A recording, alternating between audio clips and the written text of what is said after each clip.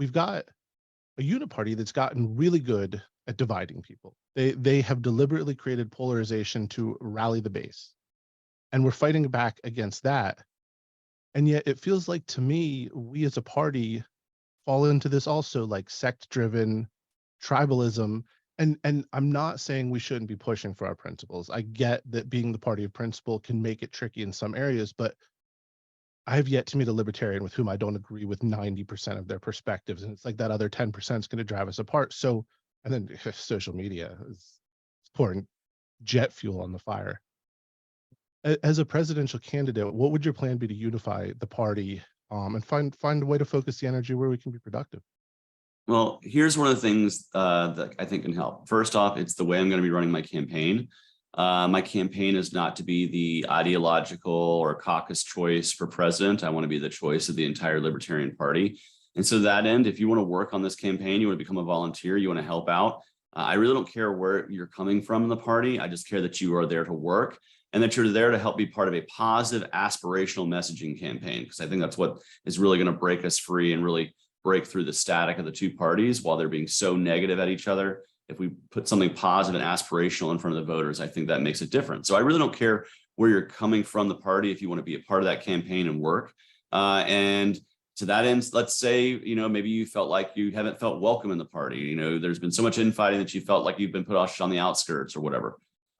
This campaign is a national organization that you can be a part of. And that if that eases you back into being part of your local affiliate or getting back into the party proper, I welcome you to do that, because we want this campaign to be as broad as possible.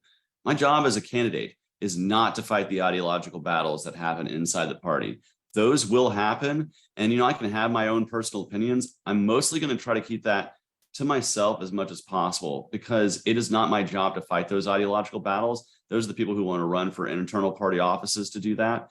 My job is to be a brand officer for the party, to present a broad stroke brand of what we are so that more people can come into the tent. My job is, to be like the revival minister, right? I'm on the stage preaching the sermon. We need to open the doors of the tent so as many people can come in to hear it as possible. And so that's what I'm doing. That's the work I'm doing. Now, the side effect of that will hopefully be new life, new membership, new enthusiasm. And with that is going to come possibly new people to be in different positions in the party. But I hope when it breaks down in 2024 and we're going to have officer elections and all that good stuff, I hope what we see as a board is as diverse as our party is. I think the last couple terms, we've been very interested in like one party rule on one faction or the other. I don't think that that's productive. I think it just creates more animosity. It has people feeling like they are on the sidelines. And then when they do feel that way, they actually put themselves on the sidelines, including their activism, their dollars, their membership. And so what we want to do with the Libertarian Party is make sure that it is a welcoming party. We want to make sure it's a landing place for all those people who feel dissatisfied by the two-party system, because there's more and more of them every election cycle. And we need to be the place that they can land and feel welcome and feel like they're going to be putting their money and their activism to good use. That means running professional campaigns. That means not being an edgelord on the internet, as much as it feels good sometimes to do that. It's like, it's not productive to building a brand. And, particularly when we don't have that brand space awareness, we are not the Coca-Cola or Pepsi right now of the political world. We are a much smaller, figurative soda brand. And so to fight for our shelf space, we can't be presenting something that turns off half the consumers, right? We need to be presenting something that is as attractive as possible so that people even try us out.